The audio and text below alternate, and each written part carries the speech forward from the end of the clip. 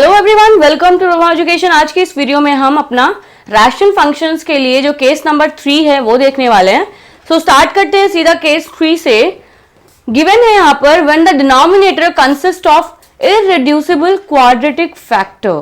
Quadratic equations हमने देखी थी जो कि होती है ax² plus bx plus c equals to में 0। वैसे 0 हम मानते हैं जब हमें वैल्यूज फाइंड आउट करनी होती है, लेकिन क्वाड्रेटिक फॉर्म वही होती है हमारी। तो एक ऐसी क्वाड्रेटिक फैक्टर या एक ऐसी क्वाड्रेटिक फॉर्म जो रिड्यूसिबल ही नहीं है, मतलब आप उसको splitting in the middle term से नहीं सॉल्व कर सकते हैं, क्योंकि splitting in the middle term से अगर आप सॉल्व करेंगे या फिर अगर आप उसमें क्वाड्रेटिक फॉर्मूला यूज करेंगे तो उस केस में हमारे पास कुछ वैल्यूज आ जाती हैं, कुछ फैक्टर्स हमें मिल जाते हैं इस केस में।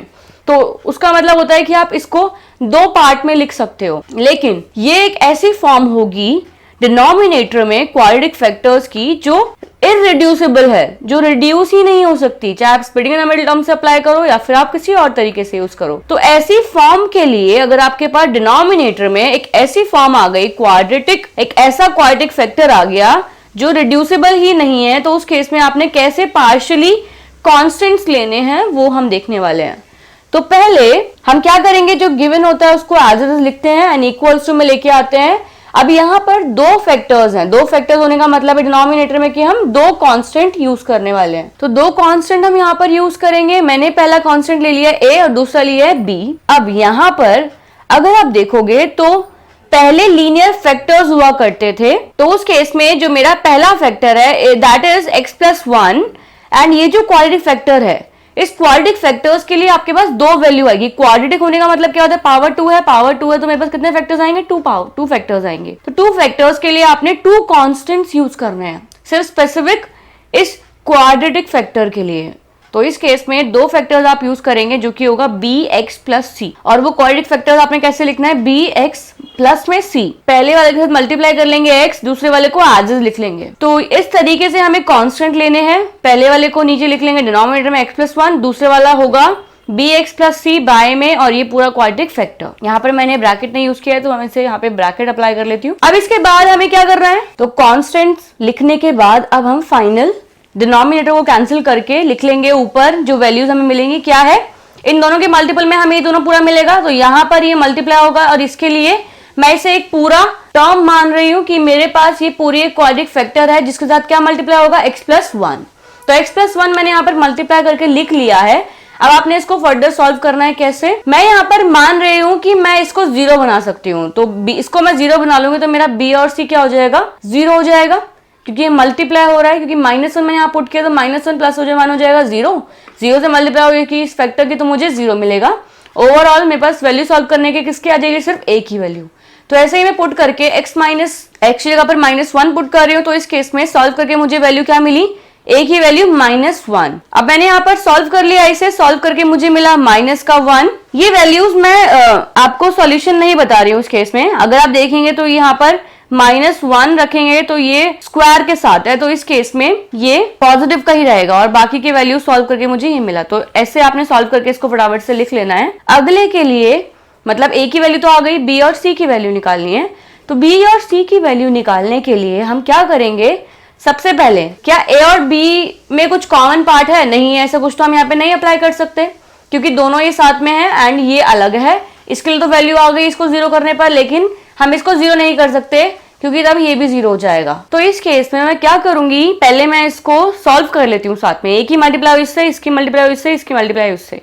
तो मल्टीप्लाई करके मैंने हर एक को ईच मल्टीप्लाई करके हर एक एलिमेंट को, तो इस केस में मुझे कुछ इस तरीके की इक्वेशन मिलेगी। तो अब जो हमारी इक्वेशन आ गई है x इज इक्वल्स टू में इसके इक्वल, तो हमारे पास जो अब ऑप्शन है सॉल्व करने का, मतलब कांस्टेंट वैल्यूज को फाइंड आउट करने का, वो ये है कि हम कोएफिशिएंट्स को कंपेयर कर लेंगे।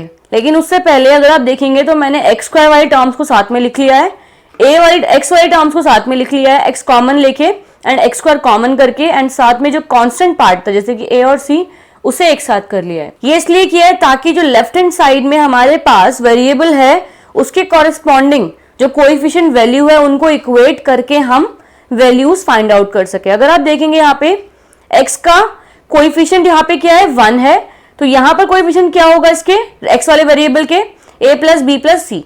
तो आप चाहे तो इनको इसके इक्वल करके सॉल्व कर सकते हैं, लेकिन हमारे पास सिर्फ एक ही वैल्यू है, तो यहाँ पर एक ही वैल्यू तो पुट हो जाएगी, लेकिन बी और सी की वैल्यू पुट नहीं होगी, तब भी हमें एक अलग सी इक्वेशन बना के तब सॉल्व करना होगा उसको। तो इस केस में मैं क्या करूंगी, जो ये एक्स स्क्वायर का कोएफिशिएंट है वो क्या है, a प्लस बी। ए की वैल्यू तो हमें यहाँ से मिल जाएगी, बी की वैल्यू हमें निकल जाएगी, लेकिन लेफ्ट हैंड साइड में क्या कोएफिशिएंट आपको लेना है एक्स स्क्वायर के लिए, यहाँ पर जो आपको वेरिएबल गिवन है वो सिर्फ x है, तो इसका मतलब यहाँ पर जो एक्स स्क्वायर होगा वो कोएफिशिएंट या तो 0 होगा उसका, या तो 1 होगा, या फिर आप 0 ही कह लीजिए, क्योंकि अगर 1 नहीं हो सकता, 1 होगा तो इस केस में हमारा 0 नहीं होगा। तो इस केस में अगर आप मानेंगे तो कोएफिशिएंट जो है 0 है, तो इसलिए मैंने a प्लस बी को इक्वल कर दिया 0 के। 0 कर दिया, वैल्यू पुट करी a की, तो b की वैल्यू आ गई पॉजिटिव का 1। तो a और b की वैल्यू अब हमें मिल गई है। अब हम फाइनल c की वैल्यू फाइंड आउट कर लेते हैं। c की वैल्यू भी आप कैसे फाइंड आउट करेंगे, इस कांस्टेंट वाले पार्ट को, यहाँ कांस्टेंट पार्ट तो है नहीं, तो हम किसके इक्वल कर देंगे, इसको 0 के इक्वल कर देंगे। तो a प्लस सी इक्वल्स हो जाएगा 0, a की जगह वैल्यू पुट कर लेंगे। तो यहाँ पर मैंने वैल्यू पुट कर ली है c की वैल्यू आ जाएगी 1, एंड फाइनली जो a, b और c की वैल्यू हमें मिलेगी वो कुछ इस तरीके से मिलेगी। हम पुट करने के बाद x बाय डिनोमिनेटर वाले फैक्टर्स एंड a हमने इसको माना था, जो कि a की वैल्यू क्या आई -1, b की वैल्यू आई पॉजिटिव का 1 एंड c का वैल्यू आया 1। तो इस केस में ये हो जाएगा 1x प्लस 1, b को हम नहीं लिख रहे हैं, मतलब हम a1 नहीं लिख रहे हैं, क्योंकि x का 1 लिखना या नहीं लिखना एक ही बात है। तो यहाँ पर हमारे पास वैल्यू आ गई है पुट करने के बाद -1 by x plus 1 plus x plus 1 by x square plus x plus 1, जो हमारा क्वाड्रेटिक फैक्टर था। तो ऐसे हमने फाइंड आउट कर लिए केस नंबर 3 के लिए भी पार्शियल फ्रैक्शंस, और आगे आने वाली वीडियो में हम इन्हीं का इंटीग्रेशन देखेंगे। अब आपको ये तो आइडिया लग गया कि रैशनल फंक्शंस अगर आपको गिवन होंगे तो वो किस फॉर्म में गिवन है, उनको कैसे पार्शियली आपको उनका फ्रैक्शन फाइंड आउट करने हैं, वो हमें क्लियर हो गया। अब जो बात आती है वो ये है कि इंटीग्रेट करने की।